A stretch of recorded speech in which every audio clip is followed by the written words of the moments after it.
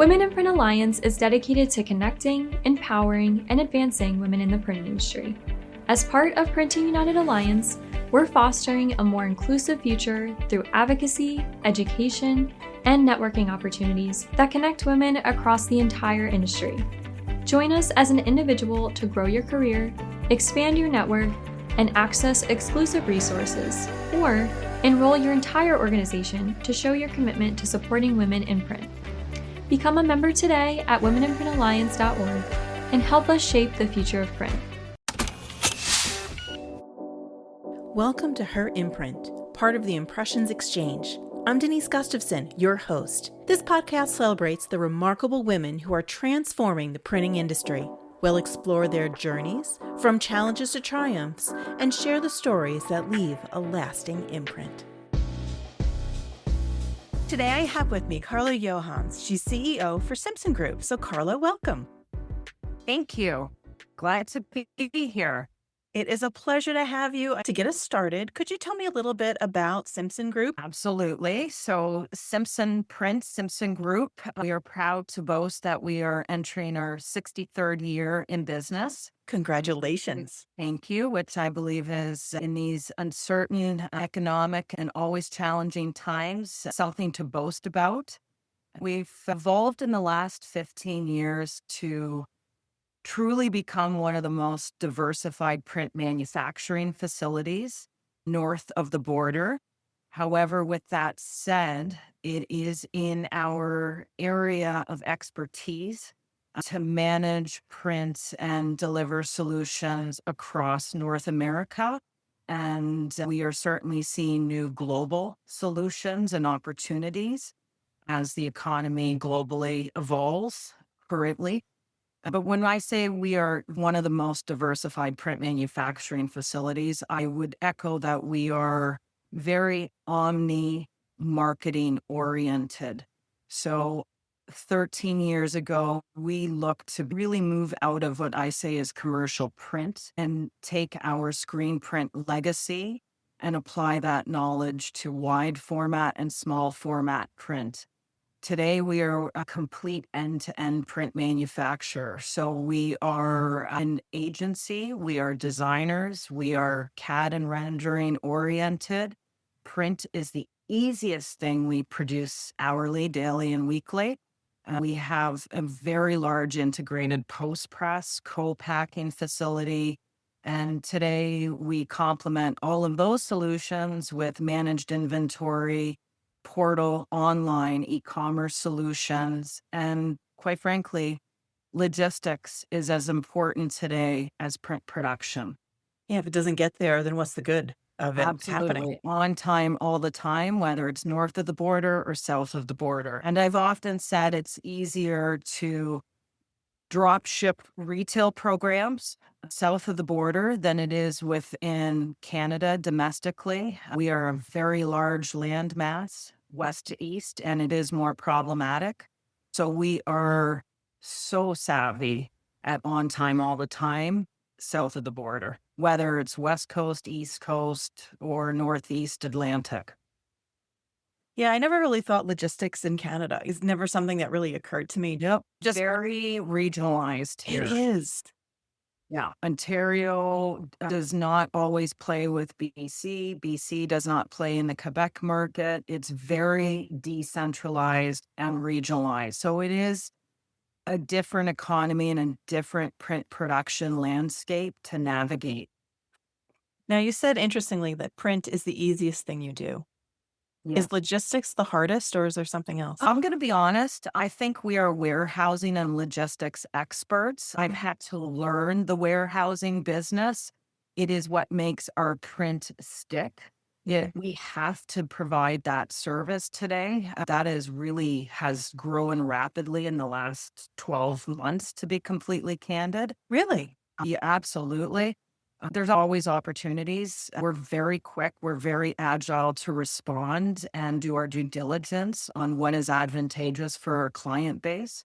But we are now, because of our screen printing legacy, we've always been savvy on substrates, laminates, and vinyls, and semi-pressure sensitive decal application. And we're really product savvy, including rigid board, corrugate, all the commercial stocks that we see day to day. We took that experience and we applied it to retail.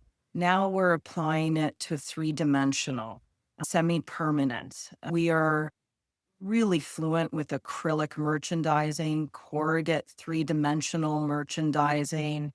We are building 40 by 40 activations for brands. We're designing, managing, and producing and ensuring that it lives in spaces across Canada and the US. And we're seeing that driven by multiple sectors from cosmetics to liquor to OEMs, any brand. So we're more than putting ink on paper. We're probably one of the most intelligent structural engineering print facilities. If it's three-dimensional, whether it's temporary, semi-permanent, or permanent, we're producing it, and we have the capability to produce it. And we've invested heavily in. That's awesome. And it's interesting you said you're more than just ink on paper. Because I think to really get ahead in this market and to really grow, you have to be. You have to offer all of those other ancillary services Yes. that printers were not looking at 10 years ago, 15 years ago. We've never been a commercial printer. I just put an exclamation mark on that when I came into the business around 2012. I wanted to diversify. I wanted to grow our manufacturing capabilities outside of flatbed and traditional white bread type of work. And I know that it's working, and I know that's our mark in the landscape because we drive solutions for so many other valued competitors. When others say no, we know how to say yes. It's a line. Definitely. So now you said you joined in 2012. Correct. Was that when you entered the printing market, or were you in printing even before that? I'm a second generation disciple. My intention was never to be in the print industry, as many of us find our way back for many reasons. I was very committed to not being in the print industry in my 20s. I would say my gift in life is sales. I am highly competitive. I move fast. I love working with clients. I love driving solutions. I came back. There was a significant change to the infrastructure of the business. My youngest brother was groomed to take over the business, but unfortunately, he passed away, and I came in quietly and sat in the back and really came in to stabilize my parents' grief and to observe. And I naturally decided at the time, I'm going to sell. I'm very enthusiastic about this facility. I've never lost my fire for the industry at large. So I sold just under 1 million in 10 months in 2012, despite a lot of naysayers, a lot of doubt, and highly competitive extremes in the marketplace at that time. At that time, I was not closing 90% of my quotes. Every brand was committed to getting 3 prices. We had competitors selling jobs for less than the cost of stock. So it was an uphill battle. And the company at that time was a very different company, inevitably, than it is today. We had a sales vacuum. We were operationally sound, but needed sales. And I recognized that immediately. And knowing that I love business development and relationship building, I'm a hunter, I'm not just a farmer. And I made that decision to sell. And then I slowly moved into various senior leadership positions. I have a large group of advisors outside of this industry who supported my journey and my career excellence. And in the last few years, I've become a 50% shareholder and soon to be 100% shareholder. So my journey's been in the print industry about 15 years now, just shy of 15 years. I think it is one of the most exciting industries to engage in. I really wish we could attract more emerging youth who don't just want to come in and be project managers. We need to learn from the ground up. It makes you resilient, this industry, because there's never a day there isn't 10 fires you have to extinguish. You can't tread water. And every job is different. Every opportunity is different. There's so much out there. Whether you're in Canada or certainly the economy of scale is much more profound in the States. But I think we're such an exciting entity because we can print on more than paper, and we can lay down 25% or 100% deposit on the most extreme substrate and make it live in store or in environment for you. So you see the tangible results of this business. It is more than a service business. And I think manufacturing, I'm heavily involved with Print United. I speak highly of the association. They advocate heavily for the industry, whether it's sustainability or women in print. But it's an industry that always reconfigures and recalibrates every 2 years and never looks the same 48 months later. And those who are just treading water, you will become antiquated. So you have to make the decision how fast you want to move every day you wake up. And you got to deliver those solutions. So that's really where I'm at today in my career. And I think mentoring and giving back is such a gift now. I always laugh because I say, do not let me interview any new personnel for the organization because I'll sell them. If they came in really with too much of a cheerleading approach, you have to be resilient. You have to be flexible. You have to be versatile. It's not a 9-to-5 job at all. And is that what continues to excite you? Is the fact that it is so versatile, it is so changeable? Absolutely. I am sure I am the 1 in 5 females that have ADHD, and that's why I magnetize and can survive so effectively. When things are stable is when I become uncomfortable and stressed. I have had to learn how to navigate. You can't thrive on chaos all the time. You have to think of others. You have to think of your clients, but absolutely. It's always evolving. It's always dynamic. And it's a great community. Competitors, I value my friendships with them. I value my conversations. I make a point of reaching out to my competitors. And it's more important than ever to have that community so that we can keep the industry alive. And then behind the scenes are all the OEM platforms. They're critical to this as well. And I had the opportunity to go to ISA. I've never been to ISA a few weeks ago. And it was a smaller footprint, but there was new exhibitors. And it was great to see new platforms, and they're engineering and they're bringing new platforms to beta all the time. That's great for the industry globally. Yeah. I always used to say that the industry, there's new releases every 6 months. Yeah. At a minimum. I mean, you're seeing new products. Yeah. Sometimes they're not revolutionary. It's not like it's a new, completely new system. It's evolutionary. You see Absolutely. things that are improving in steps, Yeah. and the upgrade paths then are good for people because they can upgrade in the field. There's things that can be done so that way you are not falling behind. You don't have to necessarily buy a new piece of equipment every 6 months because I don't think that's sustainable. No, it's not. It is a capital investment. Oh, yeah. Demanding industry. Cash flow, I always say, is king. Know your spread between AR and AP, but you have to reinvest back into the ecosystem. And that has always been a legacy value of this organization. And I think is directly contributes to why we're in our 63rd year of business. Yeah, you've been able to make the smart decisions. You've been able to pivot or change or update when it's been needed to move into new markets as well. Absolutely. I wouldn't say that every decision, though, Denise, has been a smart decision. That's good. Yes. Every single one. So you can go back Yeah. and say there's no bad decisions ever Yeah. in 63 years. I would say it's 50-50. Okay. Yeah.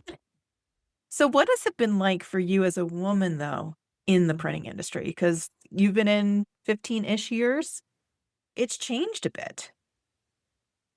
I think My age today is at a more peaceful, and I'm at a stage where still have, I never stop dreaming. I never stop competing, but I'm more accepting and more moderate in my views of how we engage with one another interpersonally at work and extra personally with our clients, advisors, influencers, and sphere. I was never raised not to achieve. There was no obstacle and gender, there was no inequality. There was no inequality of opportunity because I was a female. But that does not mean I was surrounded by it all the time. And I took that as normal. And it's taken me years to recognize and reflect and look back and say, you know what? That's not acceptable. It's not acceptable that the sons of my family were groomed to take on leadership roles. That wasn't acceptable that I didn't come to the table. And here I am today, 25, 30 years later, and I've tripled the business. Why is it okay that when I came back in 2012, why did I accept that I had to prove myself to a host of very cantankerous elderly men who believed I had no worth? And hence the reason why I decided to earn my way, not through talk, but through action and delivering. Here you go. Here's $1 million in sales. It's hard to argue with that. Yeah. And it's never enough. I feel it's never enough. We can never do enough. And women are inherently, it's in our DNA to solve problems ourselves. It is in our DNA to do it ourselves. So when we call it multitasking, I tell my female supervisors, no, I don't want you to do it yourself. You need to let go. You need to flex that muscle. You're a leader. You're perceived as a leader. You need to not be a doer. You need to be a leader. I hear that on this side of the border, Toronto Met University, formerly Ryerson, which has the amazing 4-year degree for graphic communication. Statistically, I believe an approximate statistic, 73% of the students entering that program are female. That's amazing. It is amazing, but I do believe that the school needs to challenge itself and encourage those girls not to come out wanting to pursue sustainability, management, and project management.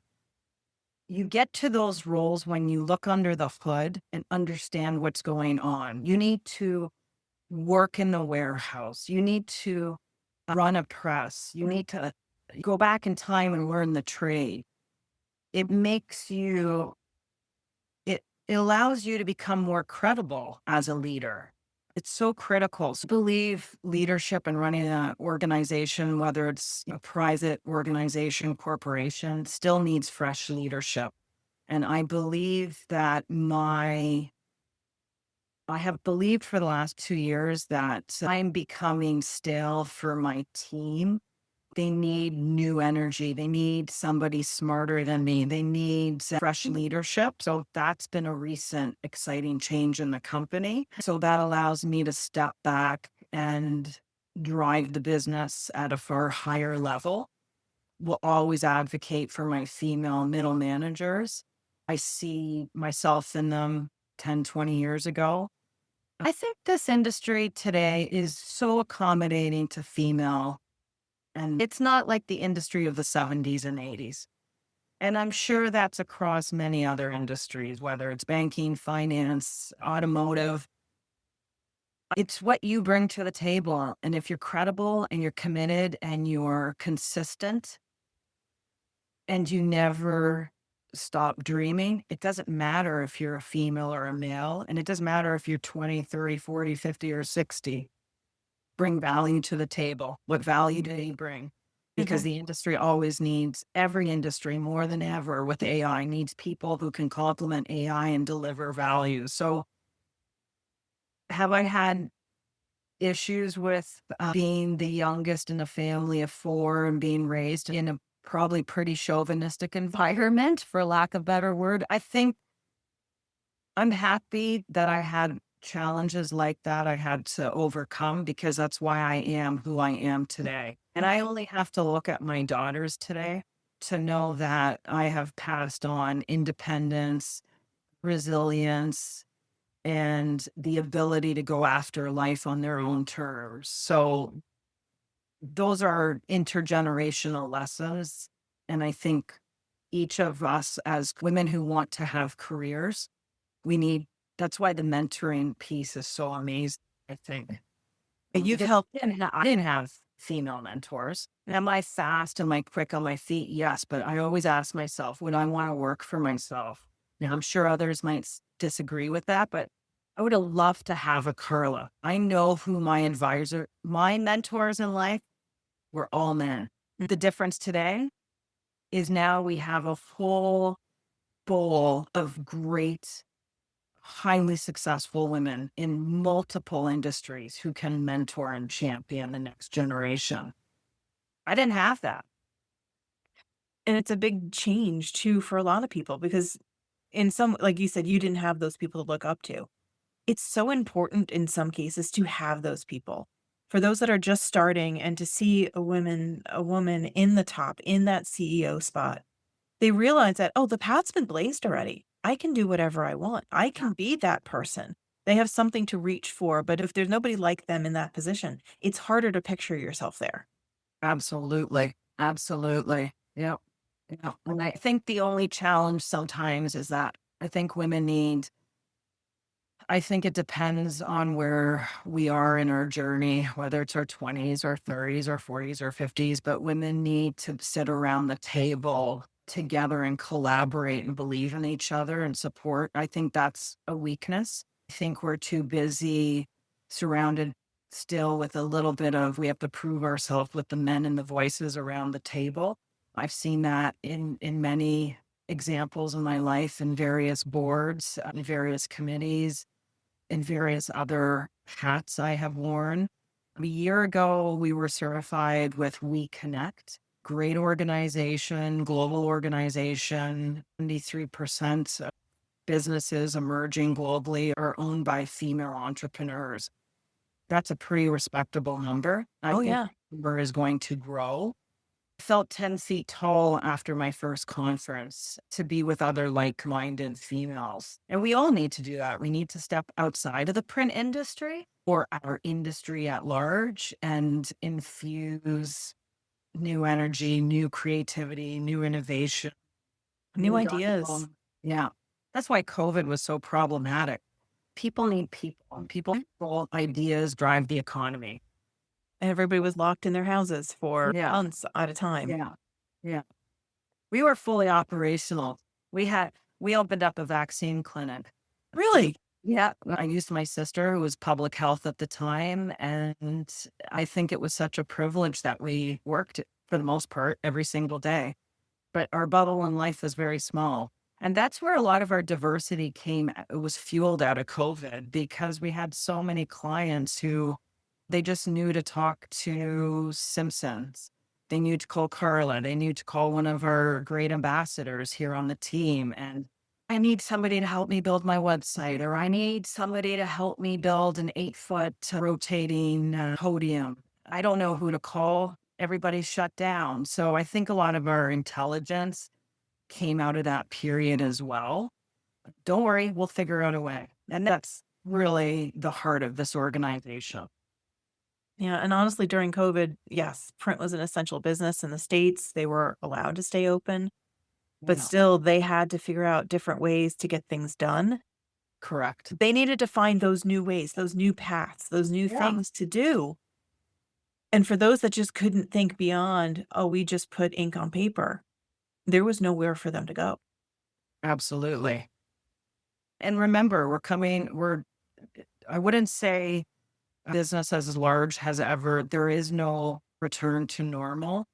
It feels as if we're always navigating a new apocalyptic virus every year.